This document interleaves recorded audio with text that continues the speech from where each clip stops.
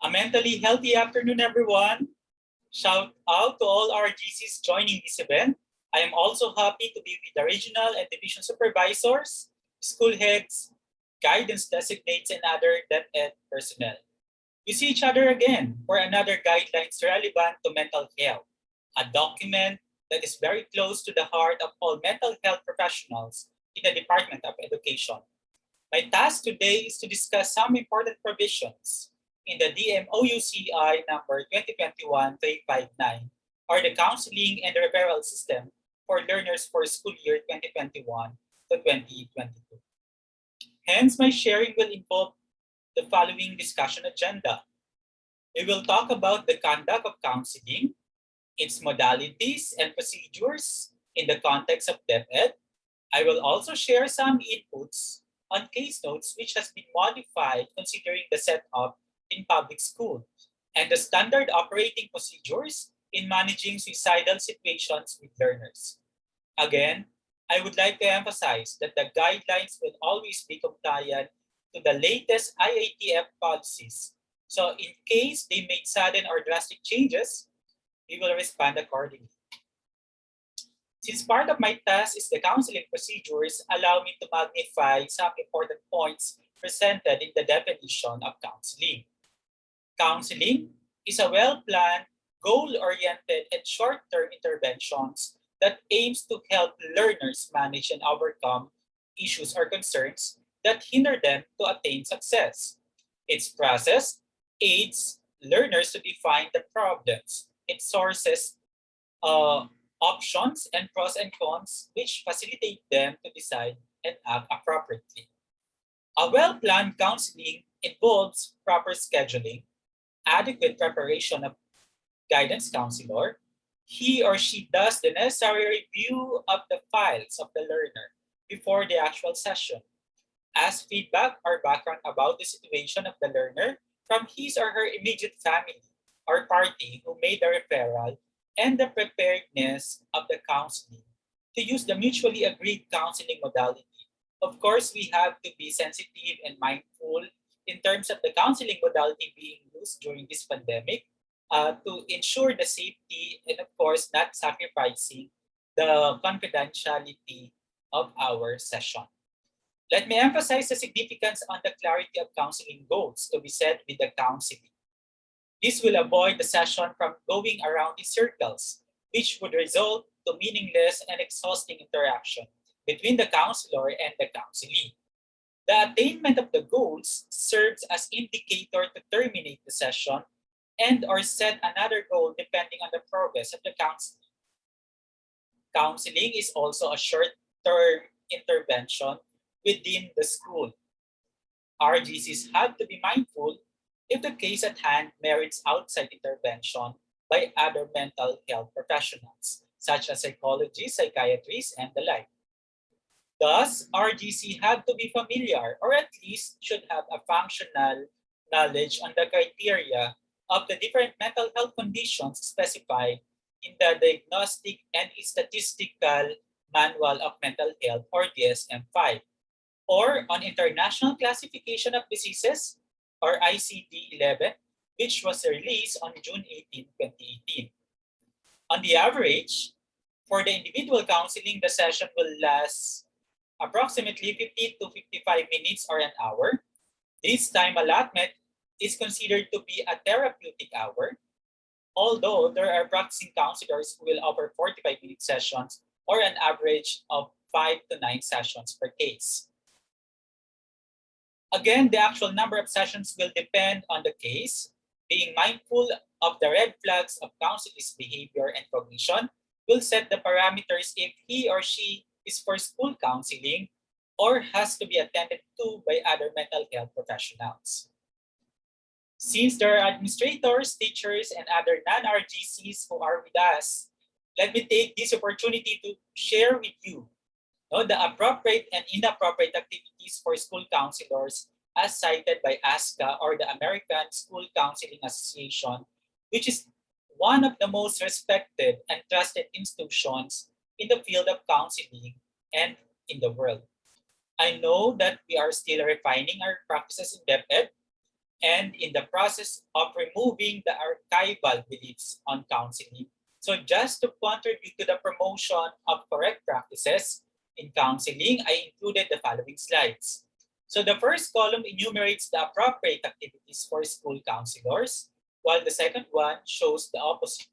In here, the school counselor should be doing advisement and appraisal for academic planning, orientation, coordination, and academic advising for new students, interpreting cognitive aptitude and achievement tests, providing counseling to students who are tardy or absent, providing counseling to students who have disciplinary problems, providing short-term individual and small group counseling services to students. While they should not be doing these things such as building the master schedule, coordinating paperwork and data entry of all new students, coordinating cognitive aptitude and achievement testing programs, signing excuses for students who are tardy or absent, performing disciplinary actions, or assigning discipline consequences, providing long-term counseling in schools to address psychological disorders. I would like to underscore that guidance office should not be used as a scapegoat to students. It should be perceived as a sanctuary to resolve their well-being issues. Hence, counselors should possess a non-threatening and trusting personality and relationship with students. They are not supposed to be part of any disciplinary decisions in school, nor have a dual or multiple relationships with their counselees. Counselors should also be doing the following, like consulting with the teachers to schedule and present school counseling curriculum based on the developmental needs and needs identified through data, interpreting student records, analyzing grade averages in relationship to achievement, consulting with teachers about building classroom connections, effective classroom management, and the role of non-cognitive factors in student success, protecting student records and information for state and federal regulations. Of course, this has to be contextualized in the Philippine setting. Consulting with the school principal to identify and resolve student issues, needs, and problems, and avoid doing the following. So these are the things that the counselor should not be doing. No? So covering classes, or we call this substitution when teachers are absent, or to create teacher planning time. Maintaining student records, this is not a work for counselor. Computing grade point averages, supervising classrooms or common areas, keeping clerical records, assisting with duties in the principal's office. Hence, I highly suggest to maximize our RGCs on the matters that they are trained and educated to do. Furthermore, counselors should be advocating for students at individual education plan meetings, student study teams, and school attendance review boards as necessary. Analyzing disaggregated school-wide and school counseling program data, and they should be discouraged to do the following tasks. No? Coordinating school-wide individual education plans. Perhaps this is a work of a liaison officer or other personnel, not the counselor. No? Student study teams response to intervention plans, MTSS, and school attendance review boards. And of course, serving as a data entry clerk. That should not be the work of a counselor or an RGC. As we all know, our country is yet to reach its glorious and golden days of counseling or mental health. To be realistic about it, we still have a long way to go as we address little by little the different issues that haunt our counseling profession. I hope that we will have that stamina to pursue the correct practices, which should always be evidence-based. As we do this, we have to make allies, not enemies, so they will join our advocacy. Again, we have to make allies, not enemies. For other people, like the officials and those who make decisions for our country, to join our advocacy. Counseling and referral services shall be made available for all learners. An RGC shall conduct counseling to any learner following the existing ethical and legal as stated in RA 9258 provision for its practice and the health and safety standards set by the Interagency Task Force or the IATF. So counseling must be voluntary.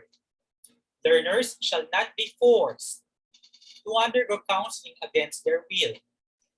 It must be provided after a referral was made by a teacher, a student, any school personnel, a parent, or other significant person who may be related to the child being referred to who shows the following behaviors or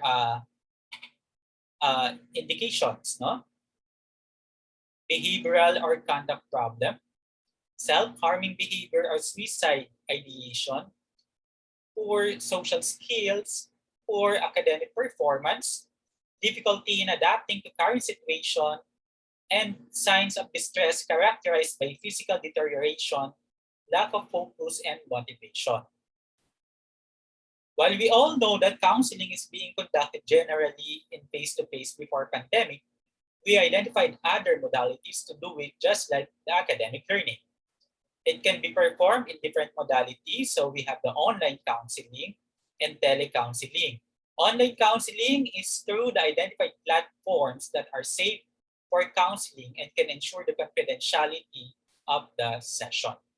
Telecounseling is the use of telephone or mobile phone by both the guidance counselor and the learner. So let's discuss the two counseling modalities one by one. So the guidance counselor will ask the counselee to accomplish the intake interview form, which shall be sent to the attending guidance counselor prior to the first session. It can be sent through email or physical submission. For first-timers in counseling, the learner must accomplish the statement of confidentiality or the Annex A, no? And a learner's data form or Annex E.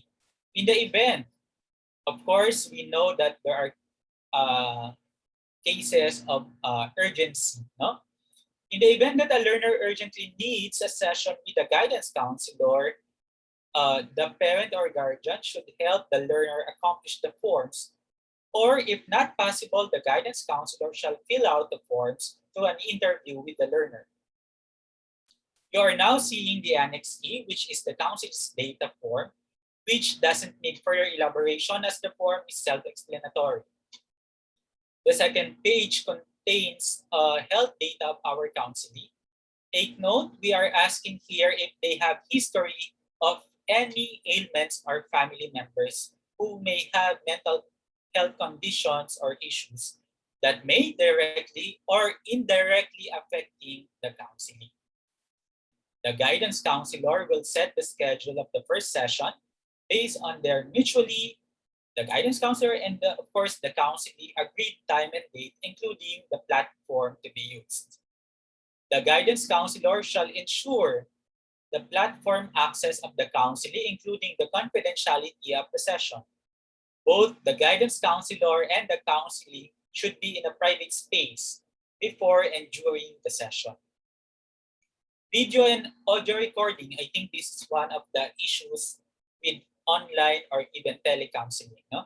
So video and audio recording of the session is not allowed unless there is a mutual consent between the guidance counselor and the parent of the counselee, of course, including the counselee. Both guidance counselor and the counselee must ensure that they have enough technological resources. This, of course, in a nutshell, an internet provision or load or data, and free from any glitches as much as possible to prevent disruption or confusion. The guidance counselor must also explain to the counselee how the session goes and its limitation using the identified platform. A follow-up session must be set by both parties as deemed necessary. Should the counseling case merit to be referred to an outside mental health professional, the referral process should be followed. I think this one will be discussed by the next speaker. Huh? So the guidance counselor shall document the session following the case notes provision stated in these guidelines. If the IITF will allow face-to-face interaction, just like now we are having, I think we will be having a pilot implementation of face-to-face, no? All relevant measures and guidelines shall be applied to face-to-face counseling. So counseling should always observe confidentiality, which includes counselee seeing a counselor, all contact information, including his or her counseling schedules. Counseling information does not appear in the counselor's education file. The counselor being the only person that can access the information discussed unless the counselee gives written permission for specific information to be shared. The slides you are seeing presents the exemption to confidentiality. Of course, there are things when the confidentiality has to be broken. One, if the counselor is becoming an imminent danger to him or herself and or to others through thoughts of suicide or threats to harm other people. Second, if there is a reasonable suspicion of emotional and or physical neglect and or abuse, including sexual abuse of a minor. Of course, in basic education or in depth ed, we are dealing with minors. No? So we have to be careful and mindful in terms of any signs of abuse. In rare cases, courts will be asking counselors to testify about them, but only things that are being asked shall be divulged, not to the court. We don't need to mention the things that are not relevant, no, to the cases at hand. In terms of counseling procedure, the statement of confidentiality, it's in Annex A, will be sent to the parents or legal guardians to get their permission for their child to undergo counseling.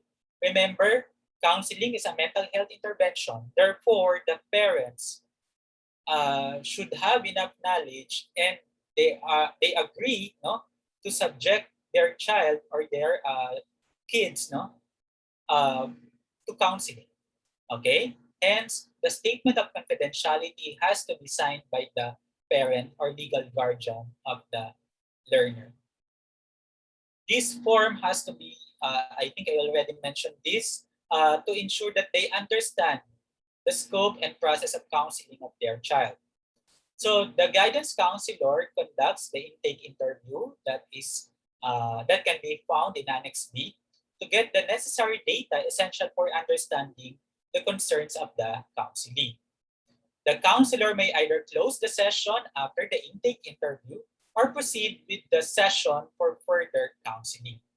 If the session merits counseling after the intake interview, the guidance counselor conducts counseling and terminates the case as deemed necessary. Of course, if you conduct counseling and you think you still need to see the client after the initial interview or the intake interview, part of your plan will be the termination of the case. No?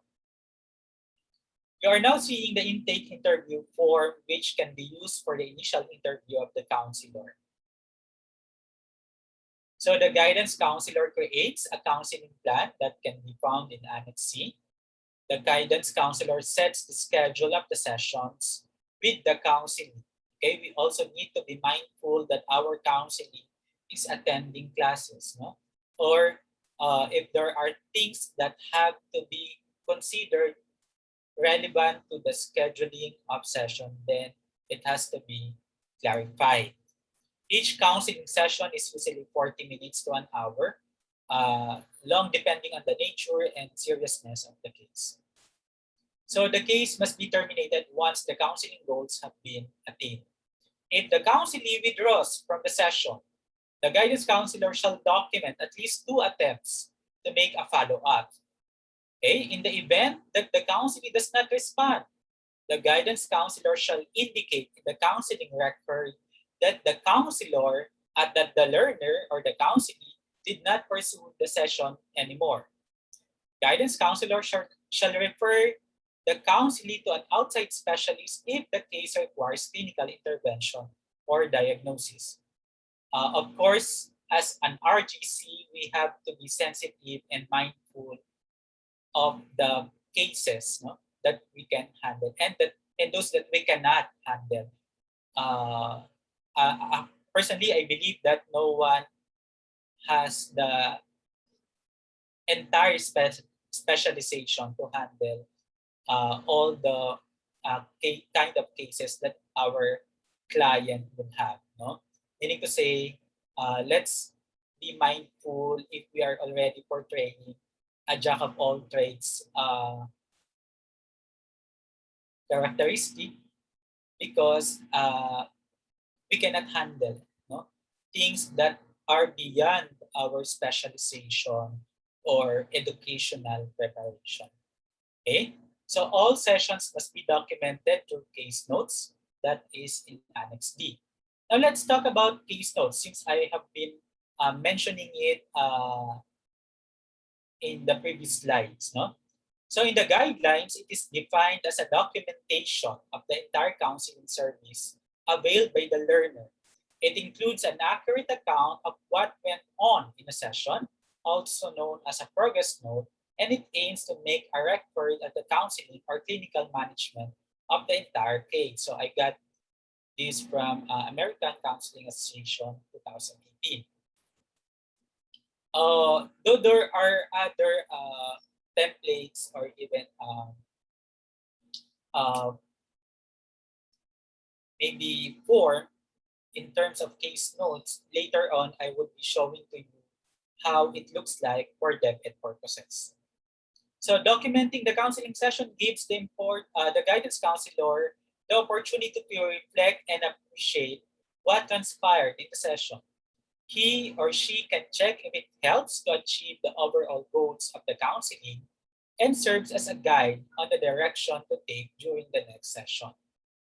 Part of the guidance counselor's preparation to see a continuing counseling is to revisit previous session notes and counseling plan to ensure the delivery and continuity of care to the counselee. The organized documentation of counseling is very important, most especially when the counselee's thoughts and behaviors manifest the intention to harm oneself or others. The guidance counselor shall be able to document what was said, how it was evaluated, and the response of the guidance counselor. This will show what prompted the guidance counselor to respond to the counseling in a particular way, and what made him or her decide not to take any action given the situation of the counseling. By creating an accurate and complete documentation of the counseling service, the guidance counselor ensures that the counseling sessions are beneficial to the counselees or the learners, conforms to their ethical obligation to provide the needed service, and ensures a legally defensible record of counseling practice. Of course, we will not wait to any court order to require us to make a legally defensible record of counseling practice. We have to be proactive with this one, as our profession requires accountability. Remember, we can make or break a life with the way we do counseling. Okay? So we know that case notes have different looks and forms depending on the references we use. In other graduate school, no, or in some institutions, they follow 4Ps, or in other institutions, no, they have a different way of doing this. Considering the setup and context of DepEd, we crafted a case notes template that includes the following. So what are those? So topics discussed during the session, how the session is related to the counseling plan, how the counseling plan goals and objectives are met, interventions and techniques used during the session and their effectiveness, counseling observations, progress or setbacks, signs, symptoms, and any increase or decrease in the severity of behaviors as they relate to the main concern, homework assigned, results and compliance if there's any, the counselee's current strengths and challenges. So these are the things that we expect to be included in the in the case notes. No? So all guidance personnel are bound to handle all information regarding counselees with strict confidentiality following the RA 10173 or the Data Privacy Act of 2012.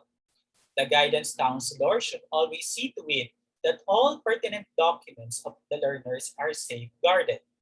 The attending guidance counselor is the only person authorized to have access to the guidance records of the learners assigned to him or her.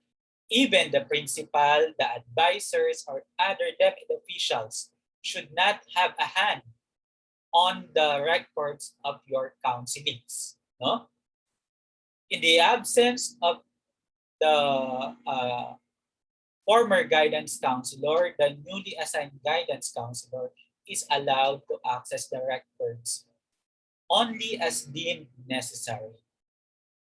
I am now showing you a case notes template attached as Annex D. We are aware of the demands and volume of work of our guidance counselors. However, we also need to keep track how each case is being handled. As I mentioned, our profession entails us to be accountable. Okay, we also adhere to the principle of medical profession of do no harm. Hence, everything that we do has to be recorded in terms of, or maybe with the use of case notes. No? So let me now move on with the standard operating procedures in managing suicidal situations with learners. So consider and assess for risk factors for suicide. So these include the previous suicide attempts, depression, alcohol or drug use problems, other mental health conditions such as psychosis or bipolar disorder, severe emotional distress, chronic pain or illness, experiences of trauma, for instance, sexual and interpersonal violence, war, abuse, discrimination, etc. Recent loss, for instance, unemployment, bereavement, relationship breakup, or financial problems. According to the World Health Organization or the WHO, suicide is one of the leading causes of death among 15 to 19-year-olds, and half of all mental health conditions in adulthood start by 14 years of age. WHO also identified the following signs to look out for among learners: expressing thoughts or feelings about wanting to end their life, or talking about feeling hopeless or having no reason to live, talking about feelings of loneliness, withdrawal from others, or social isolation, being a burden to others or in unbearable pain, agitation, violence, distress, or difficulty communicating, observed during a consultation or mentioned as problems, a change in eating or sleeping habits, signs of cutting or self-harm, arranging end-of-life personal affairs such as writing a will, and or absence of supportive family members or other psychosocial support. So as an RGC or maybe the attending person at that time, we must provide the learner or the counselor with the details of mental health professionals if possible, and maintain regular contact, initially by making another appointment, and activate psychosocial support. So what's the psychosocial support of the learner? Of course, the friends, the family, and other people who really love this person. And community resources, and provide details of community services, including crisis lines. If the learner has a complete plan, including the means and the intention to die, stay with the person, remove the means of suicide, consult other mental health professionals, and assign a family or a staff member to stay with the person so they are not left alone until further specialist support is in place. We also itemize the procedures in handling suicide situation. So schools shall always take seriously all suicidal behavior and comments of learners. An interview with the learners will be immediately conducted once reported. So when any peer, teacher, or other school personnel identifies a learner who has directly or indirectly expressed suicidal thoughts or ideation, or demonstrated other warning signs such as information on social networking websites, writings, art, or other expression of suicidal thinking or activities, suicide risk will be raised. It is critical that any school personnel who have knowledge of someone with suicidal thoughts or behaviors communicate this information immediately and directly to a registered guidance counselor to assess and refer the learner. And then the school head should also be notified so that the learner receives appropriate attention. Remember, you are not alone in this situation. You also need to notify not only for the information of the principal, but for the principal to give you the immediate assistance and help just in case you need the student to be referred to outside institution or specialist. In case of critical or emergency situations, so of course there are times which are really a life and death situation. No? So you need to call the law enforcement or security personnel if a learner possesses the means. So what are those? Gun, razor, rope, heels, etc. to commit suicide. Or if the learner is not at school or has left the school and a plan to kill oneself is discovered. Or if the person is unwilling or unable to make a plan to keep themselves safe. No? Meaning to say, he or she makes himself or herself vulnerable to any dangerous condition. The attending school personnel should stay with the learner. No? So no learner expressing suicidal thoughts should be sent home alone or left alone during the intervention process.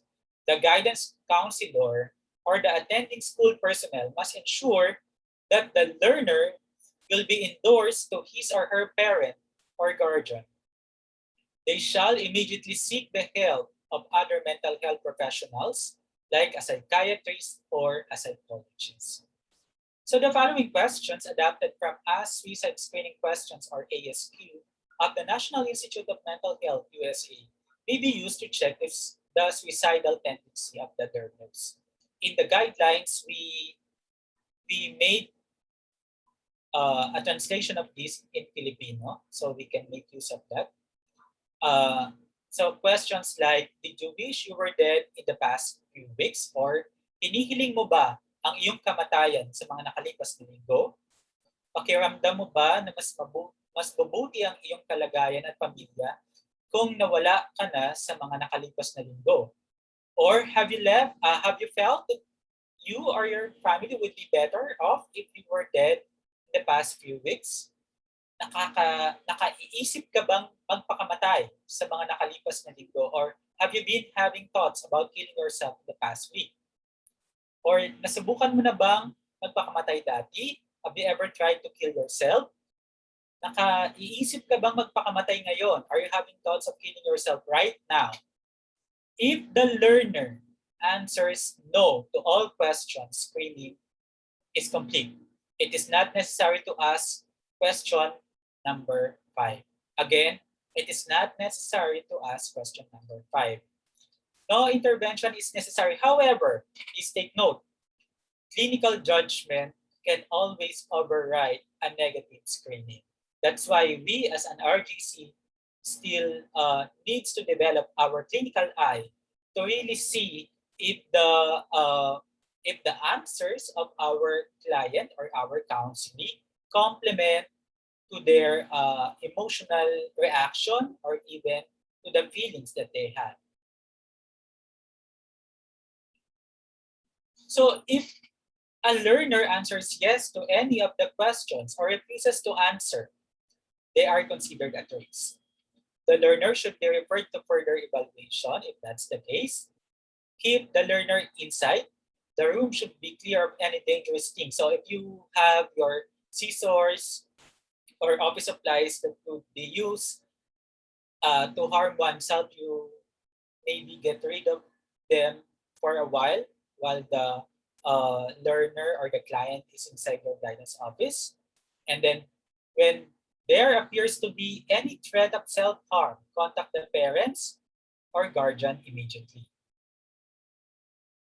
If the learner identifies safety risks associated with notifying a parent or guardian, for instance, the parent would trigger the suicidal attempts of the learner, then contact another trusted adult or adult family member identified by the learner or counselee. If a parent is unavailable, call the National Center for Mental Health or the NCMH for help on mental health concerns through its new crisis hotlines 0917 899 USAP or 8727 or 989 USAP. The attending guidance counselor or school personnel should inform the school head about the suicidal tendency of the learner. Again, we have to inform our immediate boss, no? For them to aid us also with the help that we need to handle the case. If the needed professional help is not yet available, we understand that there are some areas in the Philippines that mental health professionals are actually not present, or it would take them several kilometers or mountains to get a mental health professional. The guidance counselor or even the parent or the attending school personnel must ensure the safety of the learner. They shall have an arrangement or plan on how to maintain safety at home, designate the responsibilities of each person, and include a review date to ensure follow-through and coordinated decision making. Of course, once the learner or the client manifests suicidal ideation or attempts to end his or her life, it's imperative that mental health professional like psychologists or psychiatrists would be maybe would be communicated or would be uh, contacted by the guidance counselor or the family members. So let me end my sharing with a quote from the former First Lady of USA, Michelle Obama. You may not always have a comfortable life and you will not always be able to solve all of the world's problems at once. But don't ever underestimate the importance you can have, because history has shown that courage can be contagious and hope can take on a life of its own. Have a mentally healthy day, everyone. God bless.